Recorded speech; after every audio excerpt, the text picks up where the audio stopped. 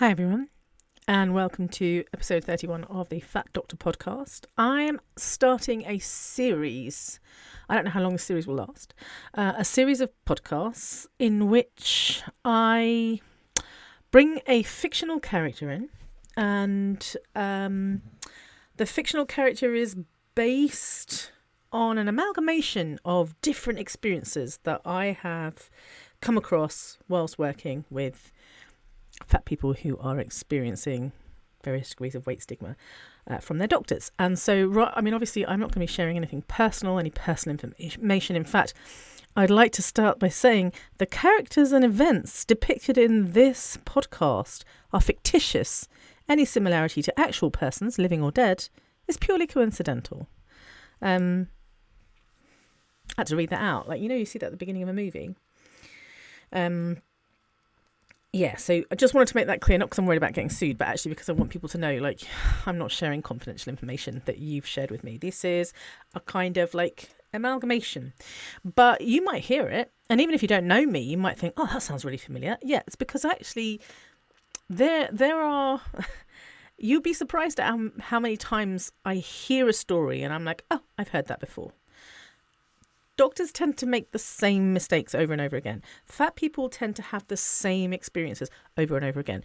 Because weight stigma and fat phobia and all that jazz. So I'm going to be talking about a fictitious character over the next, one character per podcast episode. And the idea is that I'm going to kind of share a little bit about what they went through, this fictitious character, and then talk about how we worked together. And again, that's based on how I work with my clients, and it's an amalgamation of different events. But yeah, people who have worked with me might be like, oh yeah, Asha did that with me. Yes, probably, because as I said, it's quite common to see the same patterns repeating over and over again. The last thing I want to say is that I'm giving this fictitious character a gender neutral name, and I did spend a really long period of time Googling gender neutral names and writing a very long list of different ones that I could choose from. I don't know why. It was a fun way to spend 10-15 minutes on the internet.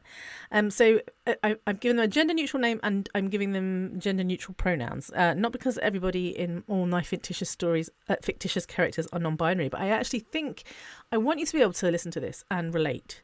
And so if I use they, them, then they could be male, female, trans, non-binary, cisgender, doesn't matter. You can just fill in the blanks. You can put you in there in the situation if you want. So I'm being gender neutral for intentionally is what I'm trying to say. So let's meet our first fictitious character. I haven't actually picked a name. What did I say? No, I did pick a name. Which one did I say it was going to be? Oh no, I've forgotten. We'll make it Jamie's story.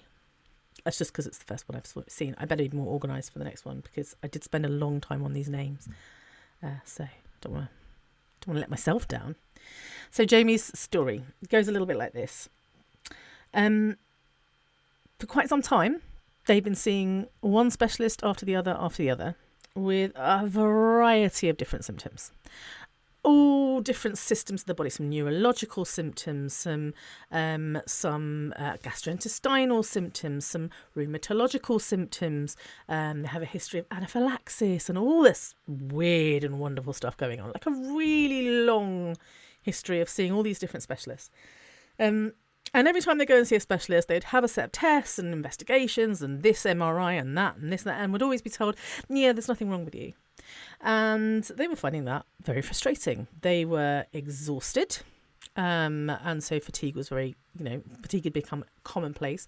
They were in a lot of pain, in various pains and various joints involved.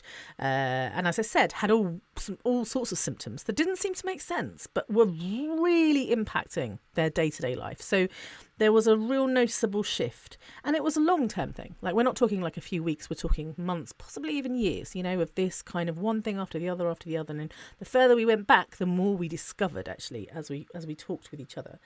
So yeah, just a sense that they're not themselves, that they can't do the things they used to be able to do, and it's very frustrating. They were young and otherwise fit and healthy, had no underlying medical conditions, But, of course, because all of my characters are, Jamie is fat. And Jamie received a few of those diagnoses that are often, well, you'll see this as a running thread throughout all of my fictional characters. The first diagnosis was fibromyalgia. That was diagnosed quite a long time ago. So I had a lot of joint pains, went to see a rheumatologist, lots of blood tests. Blood tests were normal. You've got fibromyalgia. And they were like, great, a diagnosis, fantastic. What do I do about that? Well, maybe some physical therapy, maybe some pain relief, and really maybe address some of your underlying mental health issues. And they were like, oh, right, so it's all in my head? Well, no, it's not all in your head, but, it's partly in your head. You need to sort that out. So that was their fibromyalgia diagnosis. And from there, they had a history of low mood and, anxiety growing up. They'd had quite a difficult childhood. So I'm not surprised. Most of the people that I meet have experienced some trauma in their lifetimes. And also being fat, it's quite hard. I don't know if you know this, but it's quite hard to exist in a fat body. So there was that too. So they went to see a therapist and... beg your pardon, paid for this therapist by themselves. And their therapist, suggested maybe some underlying depression and anxiety. As I'm telling the story, I'm like, is this me? But it's not. It's not me. It's not me. I don't have fibromyalgia, actually. So anyway, it's not me, but it could be me.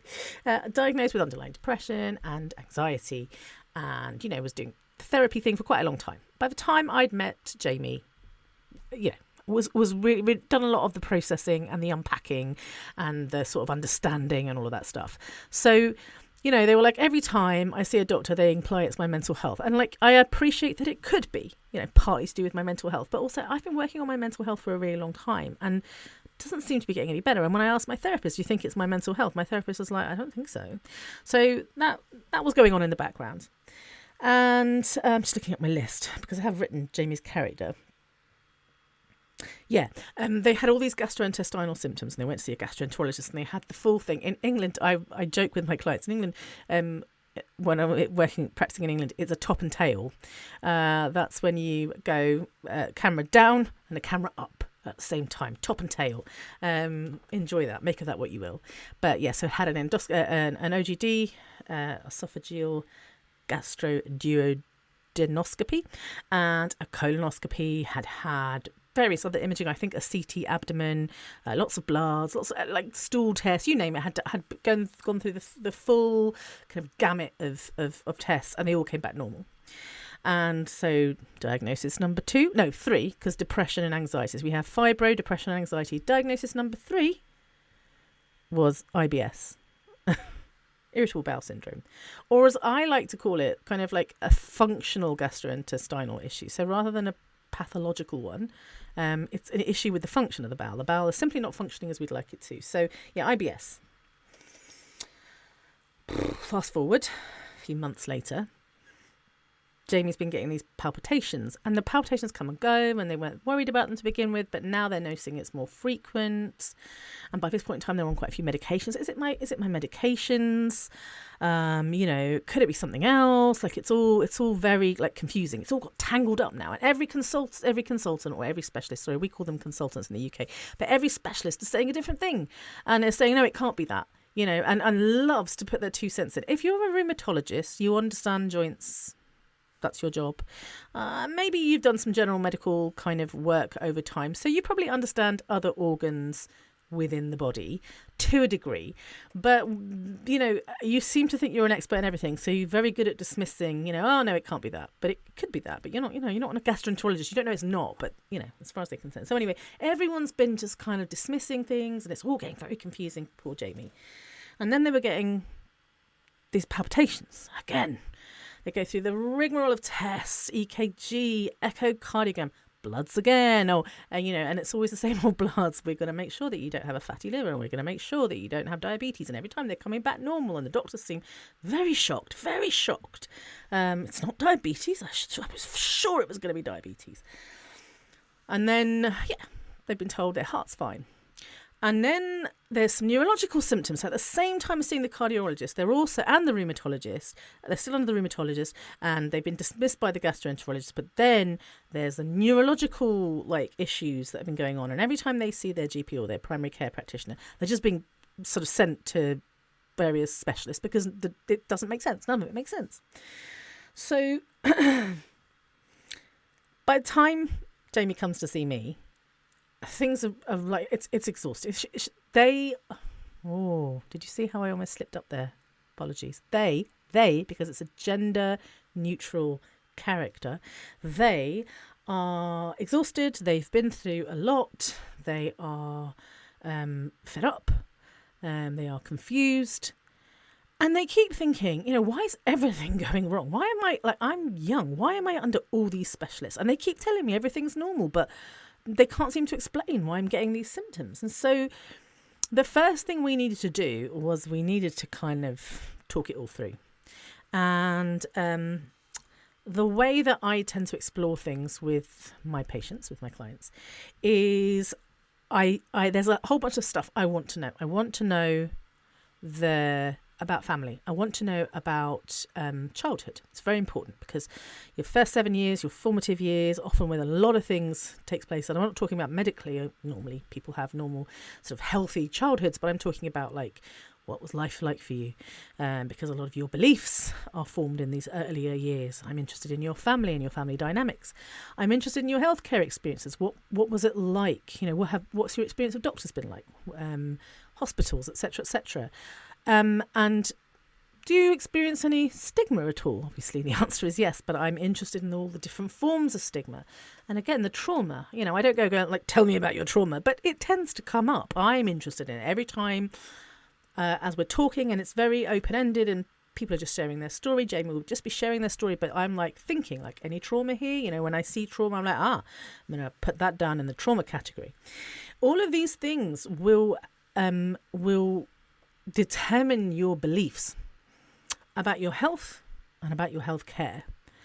And I think that's really important because when we're trying to understand what's going on, I personally, my job is to actually encourage you to use your own intuition, to use your own sort of understanding and, to listen to your own body, to see what you think might be going on. But at the same time, I'm conscious that there are all these healthcare beliefs that are external. They're not coming from your intuition. They're coming from your experiences so far. And so we need to be able to challenge those health beliefs. Are they true? Is it really because you're fat?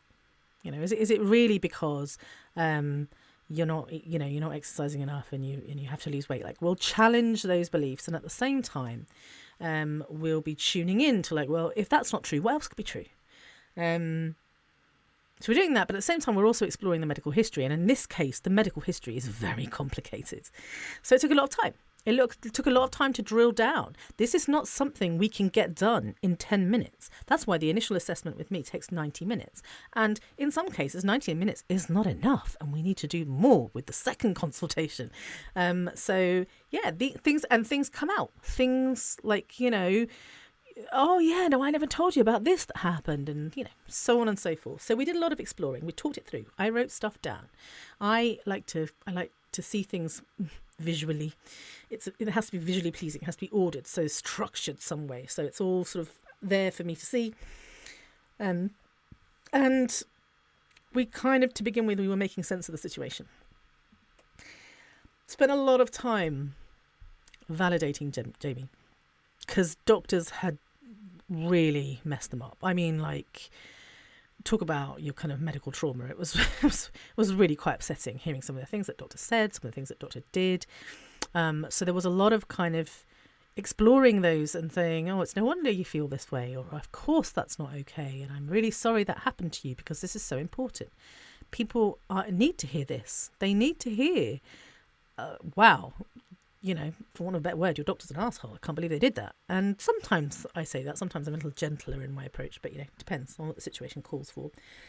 The first thing we worked on before we got to a diagnosis was feeling safe. If you don't feel safe, I think it's impossible to go any further. So we were talking about how to feel safe in your own body, how to feel safe around healthcare professionals, because much as I'd love to say I'll take over everything, I can't and I won't. So, you're still having to see, poor Jamie was still having to see all these specialists and had all these appointments coming up and was going to see this person and was being referred for a second opinion to this place, and it was so much. So, we worked on safety.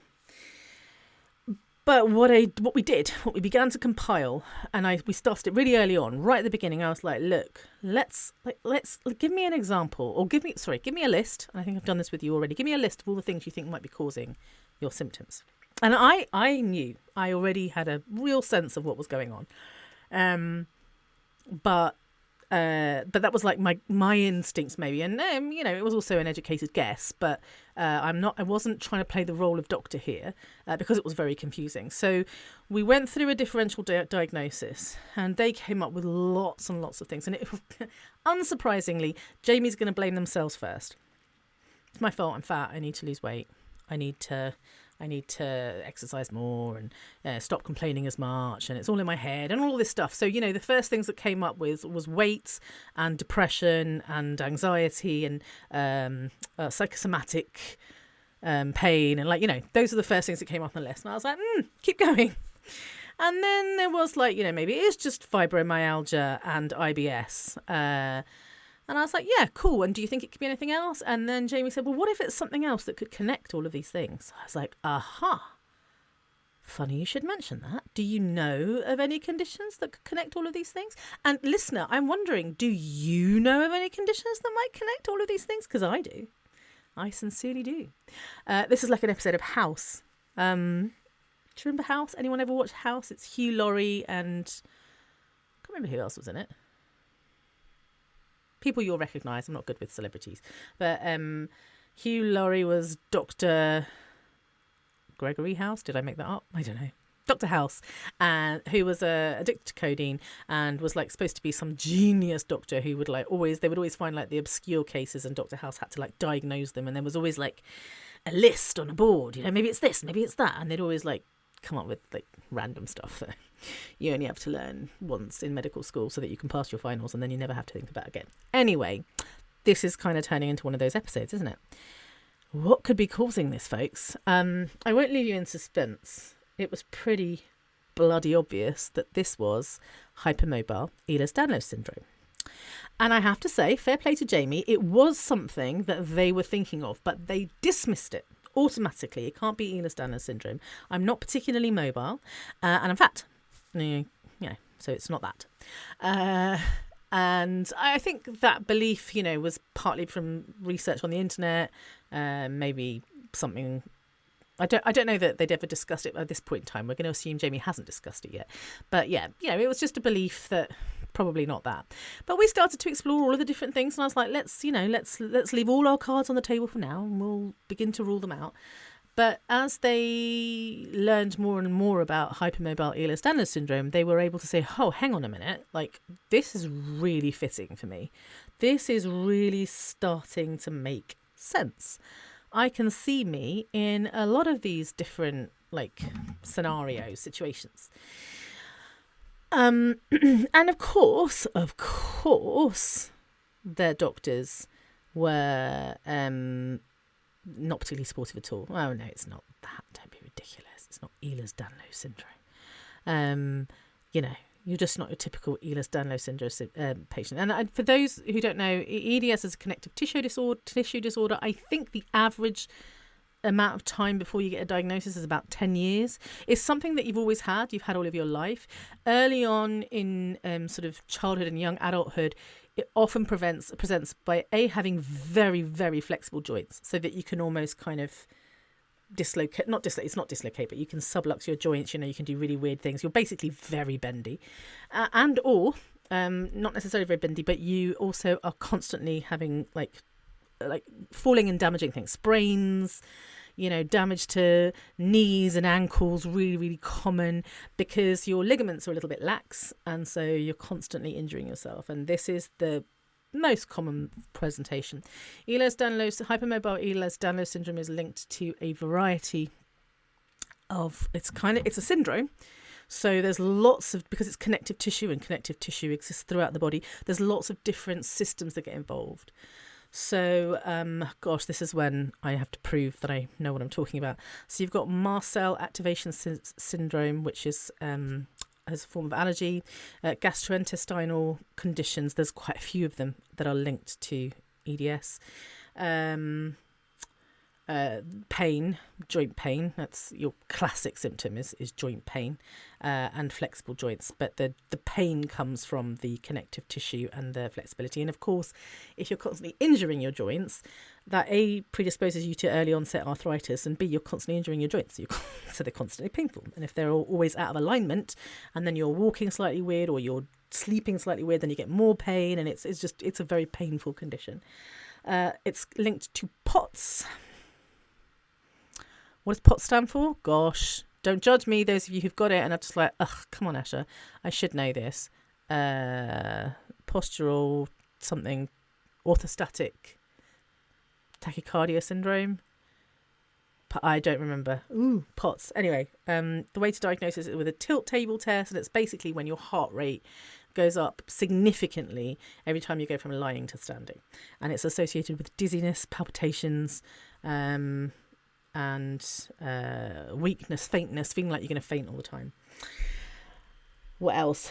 So we said rheumatology, gastroenterology, allergy, neurology. I think that it's associated with several neurological conditions. We've got POTS. So it's one of these things where, like, oftentimes you're seeing all these different specialists, but because they're so focused in on this one part of you, just your joints, just your heart, just your nervous system, just your gastrointestinal system, they're not thinking outside the box, right? They're not thinking, oh gosh, what's connecting all of these things together? But that's why I love my job, because somebody has to do it. Somebody has to be like maybe the conductor of the orchestra, like bringing all of the different sections together. And so we did that. And I'm not taking credit for it, Jamie and I did that together. And of course, went to the rheumatologist and said, I think I might have EDS. And the rheumatologist went,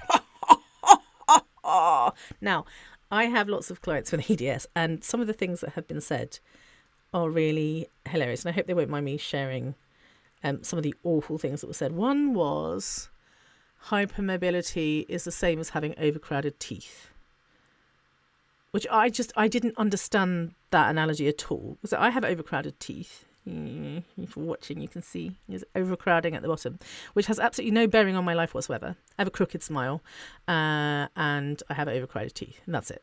That's it. And also, interestingly enough, people with hypermobile Ehlers-Danlos syndrome can often have a smaller mouth and have overcrowding of their teeth. But that's not what he was trying to say. He was trying to say that it's as common as and as unimportant as overcrowded teeth. I don't make that diagnosis. It's just basically like saying you've got overcrowded teeth. Dentists don't make that diagnosis. I was like, what a load of crap. It's quite the opposite. Everyone knows hypermobile EDS is massively debilitating and causes all sorts of, issues for the person who has it. So I would say it was the opposite of overcrowded teeth. We don't really need to do much about overcrowded teeth. We do absolutely need to do something about EDS. But a lot of new rheumatologists just not interested in diagnosing. And I know in most places you need a specialist who, to do that. And in most places their waiting list is so long that they've closed their books. And most people will not take the diagnosis seriously unless it was made by the expert. Because, of course, white supremacy, we only have a few selected special people who are allowed to make the diagnosis of EDS, even though you know your body better than any other person out there. And if you're presented with a whole bunch of symptoms and you can tick them all, it's fairly safe to say that the diagnosis has been made. But yeah, that's not how we work. We doctors, we like to keep things a certain way. So poor Jamie had to wait all this time for an EDS diagnosis, and it was just really difficult to get the diagnosis. So we went from, I don't know what's causing my symptoms, to I have a pretty good idea what's causing my symptoms, but in order to get the help that I need a diagnosis, and that's almost impossible to get. And then eventually, Jamie did get the diagnosis. I know, bloody miracle. It took some time and finagling and trying to figure out a way to sort of speed the process up and not wait 4 years for a diagnosis, which, by the way, it just so happened that Jamie lived in a place where that was possible. In the UK, I have to say, it's the one place where we're quite good at diagnosing hypermobile EDS. There's quite a few clinics and they had the means to pay for a private diagnosis. Not always possible for people, but in this case they did. I just want you to know I can't remember how many clients who have similar stories, but as I said, Jamie is fictional. All right, I've put everything together, which is why perhaps some of you might be thinking this sounds like a bit of a fairy tale. It's not a fairy tale, it's just a fictional character, okay? Usually it takes a lot longer to get a diagnosis, but we're going to pretend that's not the case. And things sort of improved from there, but I don't want to say and they all lived happily ever after, because actually, I wish with clients I could say, all right, now we can fix it. Well, it's not fixable. It's a connective tissue disorder that you have for the rest of your life, and it's about managing, not fixing. And one of the things I said to Damien, I say this to clients all the time, is I know you're waiting for that diagnosis. I know you are. But what if you just didn't wait? I mean, I know you have to wait. Like, I know that, for insurance purposes or in order to get doctors, your GP or your PCP to take you seriously, you need a tick from a specialist that says diagnosis, hypermobile EDS, and that goes on your records. And then people begin to take you seriously. And until then, it's really difficult. I get that. I get the need for that. But I was like, but also what happens if we just start talking about it? Like, we know it's a thing. Like, we don't have to ask for permission for the diagnosis. Like, I'm a doctor. Here's the diagnostic criteria. You can look through it. We look through it together. We tick every box. All the tests have already been done because all the specialists have done the tests. It's a diagnosis of exclusion for the most part, and it's a diagnosis based on the history and maybe a physical examination, but even with the physical examination, I have to say, for older people in their 30s, 40s, it might be that your joints aren't as flexible as they used to be. So it might be that you wouldn't necessarily pass the physical, but you could say, yeah, but when I was 15, then I could push this all the way back here. And also as you get fatter, sometimes just fat gets in the way. I'm not saying that in a mean way, it just does. So it has to be a modified exam. And actually still, I believe the main bulk of the diagnosis is made via the history. So I was just like, what if we just say, rather than saying, I think I have EDS, why don't you just say, I have EDS? Why not try that on? Why not just say that? And there was a real moment of transformation there. And I see this a lot with clients where I'm like, it's okay to say that you do have it.